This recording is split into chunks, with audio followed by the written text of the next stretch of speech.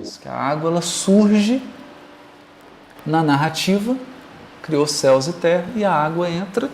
Depois, do versículo 3 em diante, há uma descrição pormenorizada, porque quando diz assim, Deus criou céus e terra, isso é um hebraísmo, uma expressão idiomática do hebraico para significar tudo, céu e terra, tudo.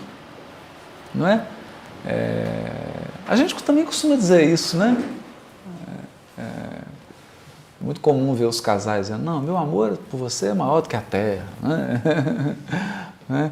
Eu buscaria uma estrela para te dar. Né? Então, quando fala céu e terra, tem essa ideia de tudo, do infinito, daquilo que é grandioso. Na tradição hebraica também, esse idiomatismo, porque o hebraico ele é uma língua muito simples, a estrutura dela, e muito concreta, porque ela é uma língua utilizada por pastores, agricultores, camponeses, pessoas simples. E muitas vezes eles expressavam sentimentos e pensamentos transcendentes utilizando imagens singelas.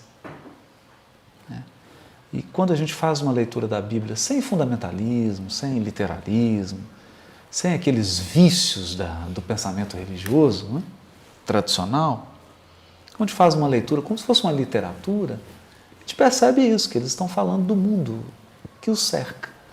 Então eles falam de pedras, de sol, de água, de campo, de ovelha, né, de plantação. Fala da vida deles. Talvez se a Bíblia fosse escrita hoje, os elementos seriam outros, né? Falaria de uma outra realidade, porque o mundo que nós vivemos hoje, nós estamos envolvidos num cotidiano que é completamente diferente daquele. Né? Completamente diferente. Mas o certo é que, ao falar de experiências transcendentais, e a Ilha falou muito bem disso aqui na reunião passada, principalmente dessa experiência da unidade com o Pai, da unidade com Deus, aquele momento em que você se confessa como alguém que não sabe o que fazer. O Senhor Honório dizia muito isso, né? O grande momento da comunhão com Deus é quando você está numa situação que você precisa falar assim, eu não sei o que fazer, Pai, me tira daqui porque com as minhas próprias pernas eu não sei nenhum rumo que eu vou tomar. Né? Esse é o momento mais profundo da comunhão com Deus, porque nesse momento a gente tem que entregar pensamento, sentimento, ação e vida para Deus. E aguardar que Deus se manifeste através de acontecimentos concretos, de acontecimentos que vão ferir a nossa sensibilidade. Porque a nossa percepção ela é limitada. Ela não é uma percepção abrangente e ampla. Basta pensar o quanto de memória nós perdemos quando encarnamos. Essa perda da memória espiritual ela é profundamente relevante na nossa percepção. Nós estamos convivendo hoje com diversas criaturas e nós não sabemos de fato quem elas são. Não sabemos os vínculos, o que nos ligou, o que nos liga. E a vida vai se desdobrando. A vida se desdobra. É como um pergaminho enrolado. À medida que você vai vivendo, a vida vai se desdobrando. E você vai tomando consciência do que é sua vida. Do que te esperava, dos desafios que te aguarda, daquilo que você precisa educar, daquilo que você precisa desapegar, daquilo que você precisa aprender, o que você precisa crescer, quais são os seus pontos frágeis, quais são os seus pontos fortes. E nesse momento em que a criatura se sente perdida, ela, se não cair no clima da revolta, da perda da esperança, da perda da fé, que isso pode acontecer também, e se isso acontece, ela faz uma peregrinação muito dolorosa, porque ela fica por muito tempo perdida e sofrendo, né? Mas se ela não faz isso, ela se entrega. E ao se entregar, Deus se manifesta. Mas Deus é de uma simplicidade absurda.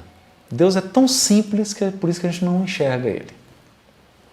De tão simples que Ele é, né?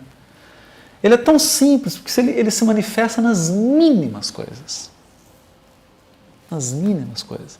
E são circunstâncias tão singelas que a gente duvida que Deus possa estar por trás daquilo. Então você, por exemplo, está atravessando um determinado fase da sua vida, um momento difícil, e recebe, por exemplo, um e-mail com uma mensagem. Né?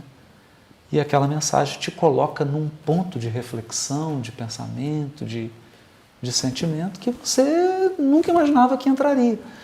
O difícil é enxergar que Deus está por trás disso, porque Deus usa as próprias criaturas para socorrer as criaturas. Não é? Não tem mágica. Ou melhor, isso é a mágica. Essa é a mágica. Não é? E essa simplicidade, essa humildade do Criador, né, que está sempre se ocultando, Deus está sempre se ocultando. Ele poderia agir diretamente? Poderia, é óbvio, ele pode tudo. Ele pode o que ele quiser. Mas ele prefere agir por intermédio de. Então você encontra o vizinho, encontra alguém na rua, ouve uma música, vê uma placa, obrigado. Vê um outdoor, chega uma mensagem, lê o livro, tem uma conversa, ou acontece de fato alguma coisa concreta e aquilo representa uma ação divina sobre a nossa vida, sobre o quadro em que a gente está inserido. Por que nós estamos falando disso aqui? Porque nós vamos dar continuidade à leitura do fluido cósmico, mas é preciso não nos enganarmos. Né? O estudo que nós estamos fazendo do Gênesis é um estudo que tem por objetivo a nossa reconexão com Deus. Não tem outro propósito nós estarmos aqui investindo a nossa quinta noite, o nosso tempo, poderia estar sendo investido em outras atividades, apenas para ficar numa discussão, numa puramente intelectual, que não tivesse nenhuma consequência ou nenhum desdobramento sobre a nossa vida, sobre o rumo da nossa existência. Isso não teria sentido. Portanto, quando nós identificamos a água que está descrita aqui no Gênesis com o fluido cósmico, ele tem um propósito. Qual que é o propósito disso? Isso aqui não é apenas um jogo de palavra cruzada, em que você vai preenchendo coisas simplesmente por um conhecimento que não tenha utilidade. A ideia aqui é dizer o seguinte: como Deus está presente em tudo? Essa é a ideia. Como Deus preside o universo infinito? Como Ele atua desde o infinitamente micro ao infinitamente macro? Como é que Deus consegue atuar desde o movimento do elétron até o movimento das galáxias? Como é que isso se dá? Isso se dá na contribuição do Espiritismo para a evolução do pensamento religioso da Terra, que o Espiritismo tem um compromisso de fazer o pensamento religioso progredir, pelo pensamento religioso da Terra.